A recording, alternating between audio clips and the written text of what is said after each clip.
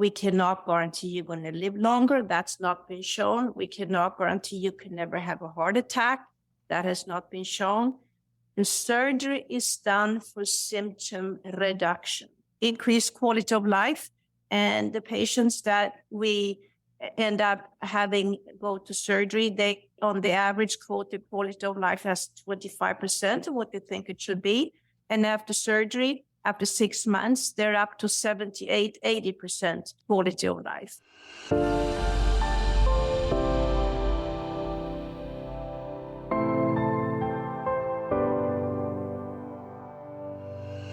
Welcome to Imperfect Heart, a place for you to join me, Jeff Holden, in conversations, discussions, and dialogue about our hearts and the impact myocardial bridges have on them.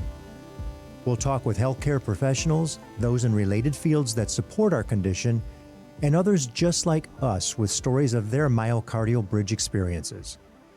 It's my intention for this content to inform, educate, entertain, and even motivate or inspire you in your personal journey on dealing with a myocardial bridge.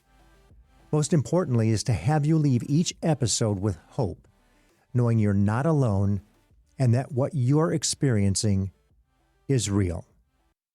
Welcome back to the second part of my discussion with Dr. Ingela Schnittger, Professor of Cardiovascular Medicine at Stanford University Medical Center, where she not only practices, but leads a team on myocardial bridge research at the university as well. Let's not waste any time getting back to the program.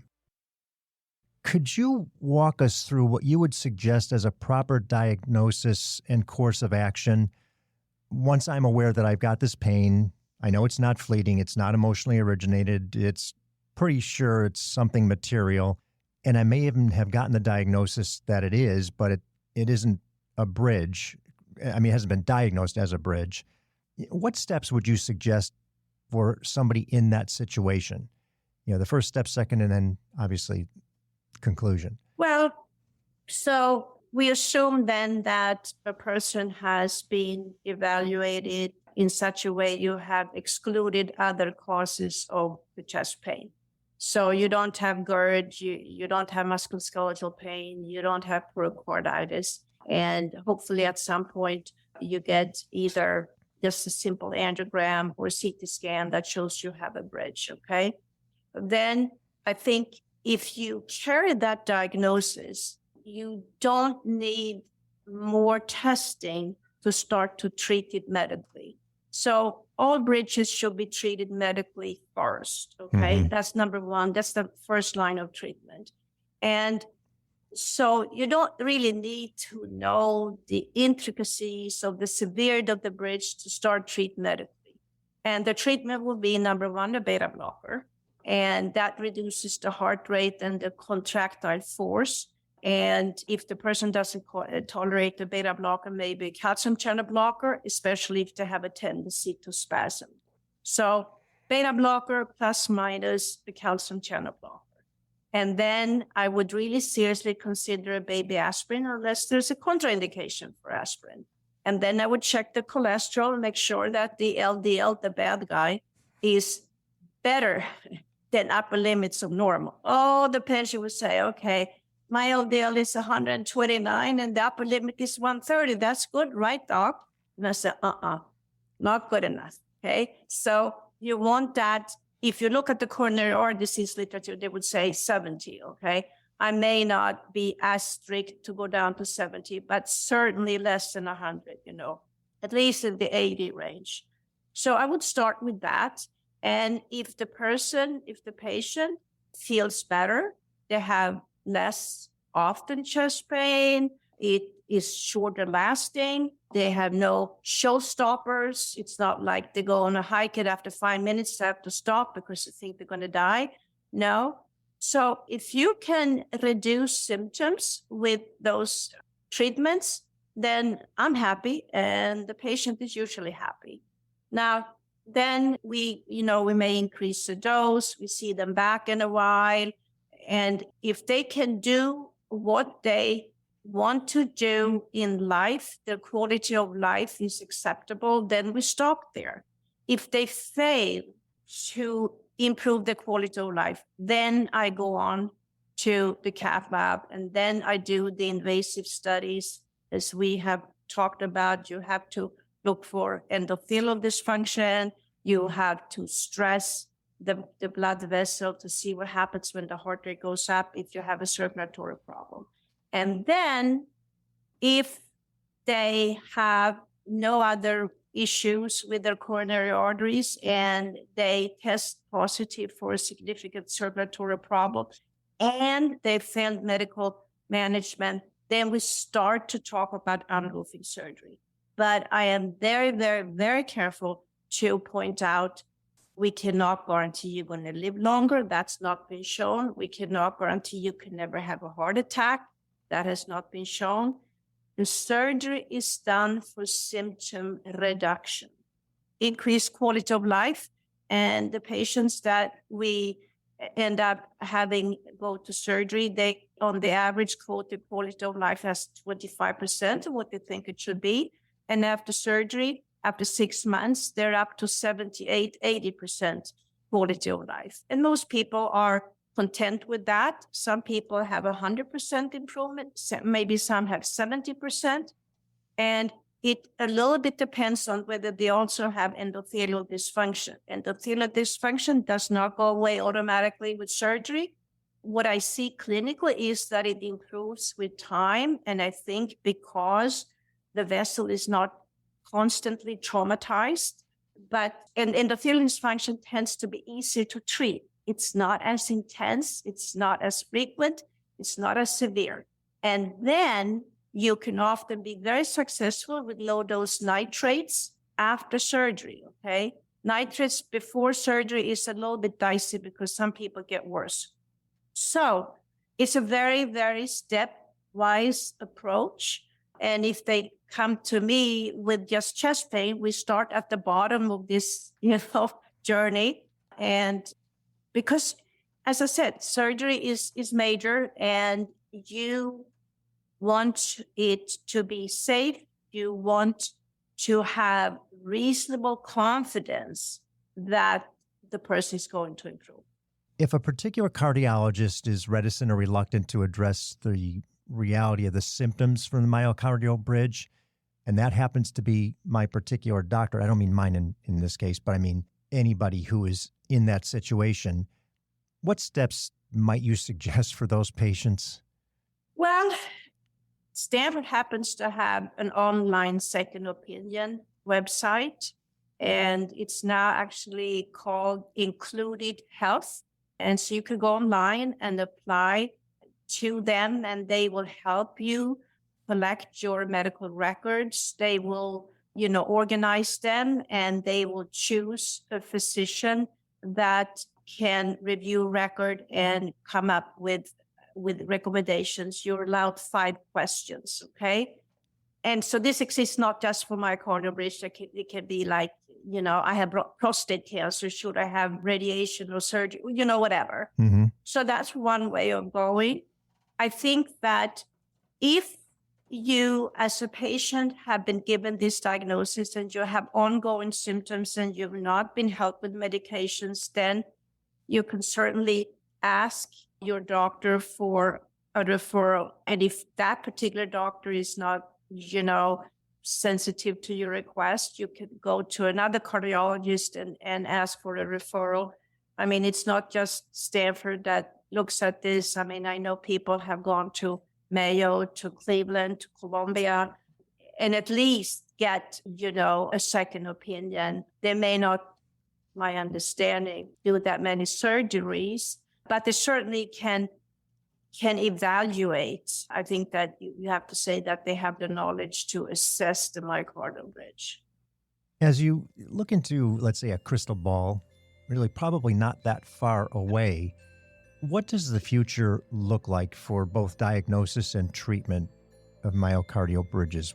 What do you think is starting to happen? As I alluded to, I think that the CT scan is an excellent non-invasive tool to get an idea of who may have a significant bridge. I think there are more work to be done to try to non-invasively look at the hemodynamic consequence of a bridge. One aspect that I think is interesting is something called strain imaging. It's an ultrasound technique, perhaps PET imaging, different imaging techniques that can address the potential consequence of the bridge. The CT is great because it gives you an anatomic picture, and we have correlated that with invasive studies, but it's also good to have like a second tool to look at the consequence of the bridge. And I think that there are potential tools that can be researched and studied to see if we can assess that better.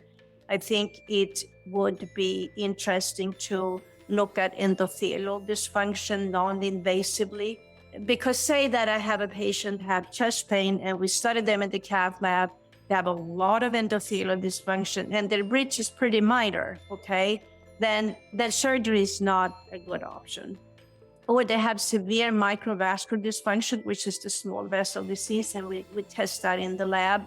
If they have a lot of microvascular dysfunction, that can be seen in people with diabetes, smoking, autoimmune disease. Transplant patients have a lot of microvascular dysfunction. So there are other conditions that can limit the blood flow to the heart.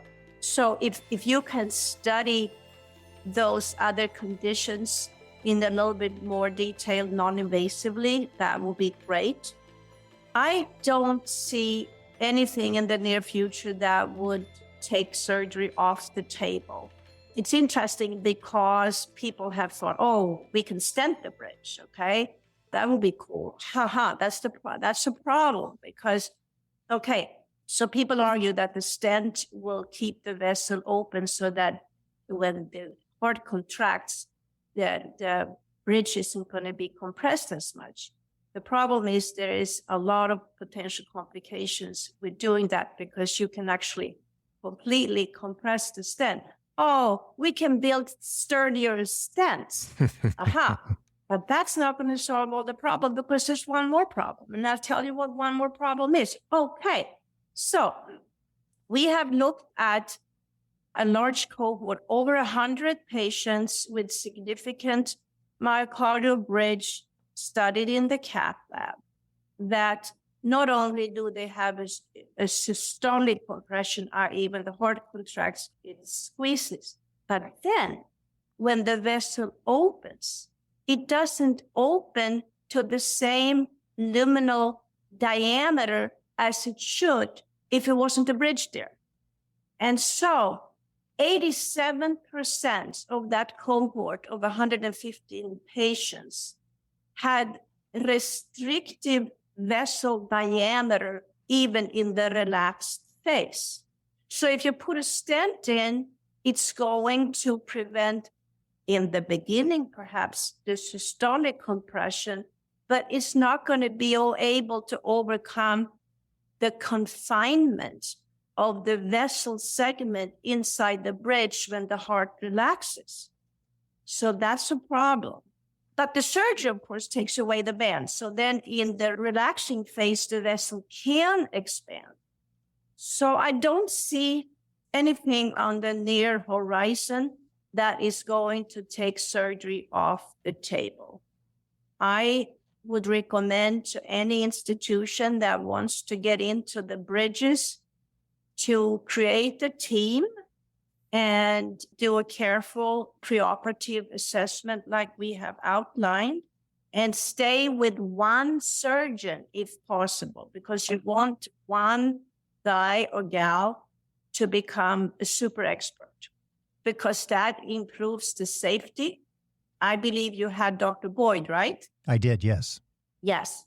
So he's the only surgeon I refer to because he is now probably the world's most experienced, and it takes time to get there. But I would say, focus your referral to one person that has a chance to gain experience and help the surgeon to carefully evaluate your patient before you go to surgery.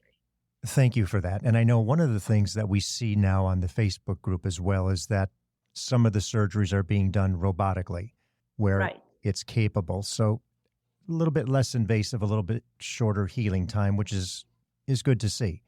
Yes, I am aware of robotic surgery being done. I think in very experienced hands, somebody who does robotic surgery routinely, it probably can be done safely, but I think you really have to customize it to each person. It's not a surgery approach for all people because you don't want it to be longer than a certain number or deeper. You don't want it to be deep enough that it goes into the right ventricle because to, control bleeding. I mean, I'm getting pretty granular here, but It is a big topic, though. It frequently comes yes, up on the Facebook page. I think because people recognize the significance of the sternotomy. Well, if I can yes, do it without all that pain and all that yes, grief. So this is yes. good to discuss. Yes, no, it's good to discuss. And we do about half of our patients are probably mini thoracotomy, which is you go in between the ribs and you don't go through the breastbone. The healing and recovery is quicker. Mm-hmm. You may just be able to spread the ribs apart and not cut the rib. So that is ideal for a certain group of patients. Again, it depends on length and depth and position of the bridge. Yes, and it also is easier if you don't have to go on the cardiopulmonary bypass machine. And why do you have to go on that one? Well, again, it depends on the location, length and depth. So yes, I think it's a good potential, but with the understanding that it is for a smaller cohort of patients that it can be done safely and also completely, right? Mm-hmm. I mean, we have seen patients referred to us that have had quote unquote bridge surgery and it wasn't complete. So they still have symptoms. And then do we have a second surgery? So yes, I think it's interesting. I think it can be done. Seek out somebody who does it for a living, i.e. robotic surgery. Be sure that the surgeon understands the anatomy of the problem. In your years of field in echocardiograms and cardiology and your familiarity with myocardial bridges, is there any one thing that you've seen in patients that you would say was most important in their process of leading up to and successful recovery from the surgery? You might say health, you might say faith, you might say their relationships. Is there anything that you would say was more significant than others? I make an effort to personally really connect with my patient that goes to surgery so they have confidence in me, confidence in the decision to go to surgery. I never tell anybody that they have to have surgery. It's a joint decision. I inform the patient about the risk and the benefit. I inform them about what to expect. We talk about the recovery after surgery. The surgical procedure, I mean, it takes 6 weeks to just recover from being a surgical patient. But then you have to build up your stamina. I recommend cardiac rehab. Some people can do it on their own, but some people really like the comfort and the support of a cardiac rehab facility. And I think I tell them if they have endothelial dysfunction, you're going to have pain, but it will be milder, but I will help you with it. We have medication for it. The myocardial bridge will not grow back, okay? Because that's the question. Does it grow back? No, it doesn't grow back. There could be some scar tissue there, but it doesn't envelope the vessel, okay? It's not going to push on the vessel. So no. So you inform the patient, you comfort them, you reassure them, you talk about the recovery, which is at least 6 weeks from surgery. If it's a sternotomy, no front seat passenger, okay? hold on to your pillow, okay? And then you start cardiac rehab at 6 or 7 weeks, and you do that for a month, and you do not go back to work too early. I would say it takes 4 or 5 months to build up your stamina to sort out any kind of chest discomfort and treatment for that. And you stay positive. Don't go back to work too early, because some people who have, sort of a stressful, busy kind of a work, and they come back to work and their coworker says, well, now you're fixed now, right? So we can just work you to death. Okay, no. Don't go back to work too early. Take your time. You'll get setbacks if you go back too early, okay? Be patient. So, yes, I have a pep talk, okay? And I think, as I said, many of our patients, they come from across the country, and I make sure to tell them that I will help them for several months after surgery with prescriptions, with medications, with reassurance, because their local cardiologist may be hesitant or intimidated or not knowing what to do when they develop their spasm episodes. So, and I think that is critical. They know we're there for them. Eventually they'll graduate to their local doctors. But I'm very careful to sort of discuss this in a good discussion. So now just a little bit different question. You've done an incredible job of the explanation of the bridges and the degrees and the understanding in so many ways, much better than I expected this was going to go. Okay, great. But there's one more thing about you. What do you do with all the stress and all the work that you've got? How does Dr. Ingela Schnittger unwind, relax, enjoy? What do you do when you're not working with the healthcare team? Oops, that's a personal question. Of course. I don't know. I guess I have to admit, I don't have one single hobby that I engage in.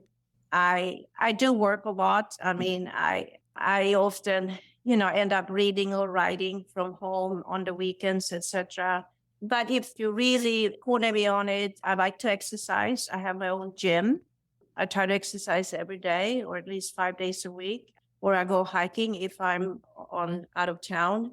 I like to travel. I have family in Europe. As you may have understood, I'm born and raised in Sweden. Sweden, yes. Still have family in Sweden, family in France. So pandemic has put a dent in that, but I like to spend time with family and visit them.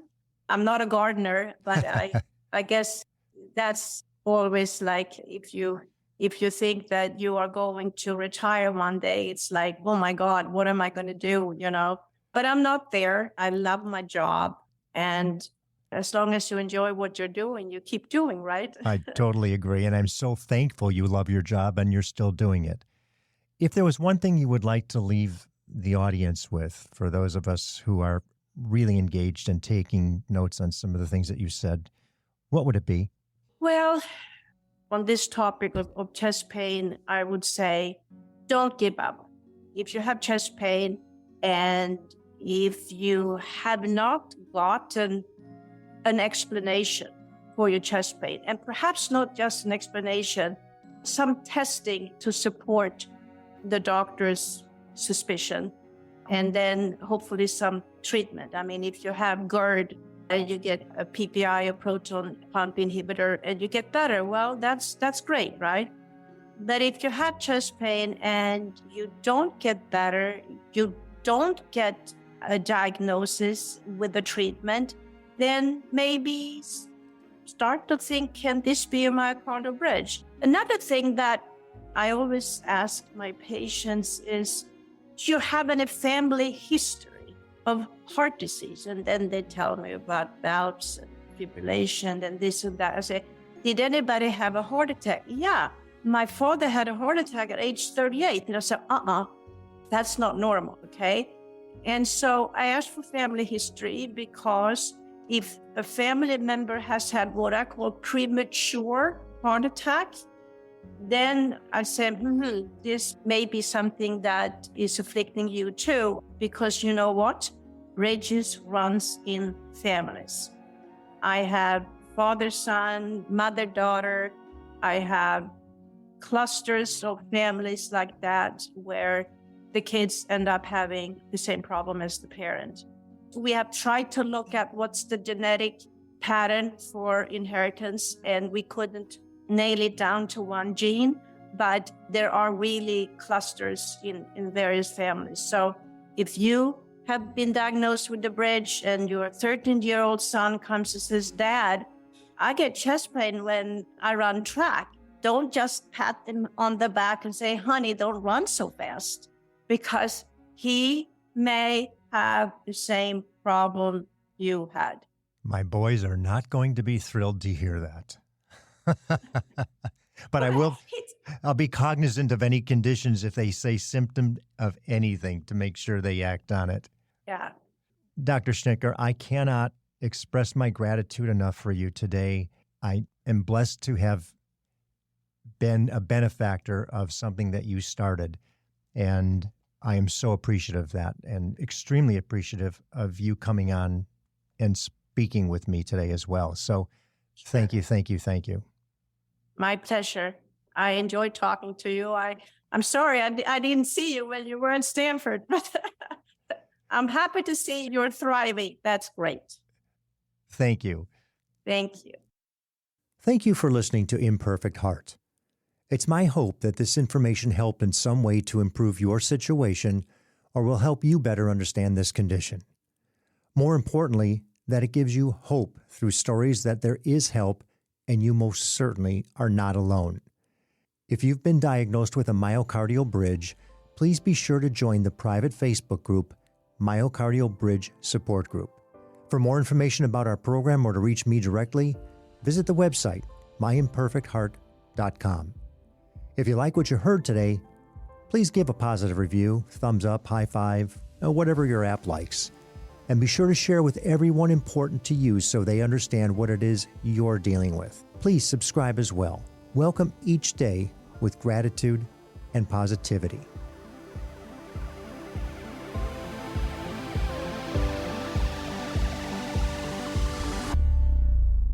The views and opinions expressed in this program are solely those of the host and the guest and are not intended to provide, nor are they a suitable substitute for, professional care by a doctor, therapist, mental health professional, or other qualified medical professional. Imperfect Heart is a production of Hear Me Now Studio.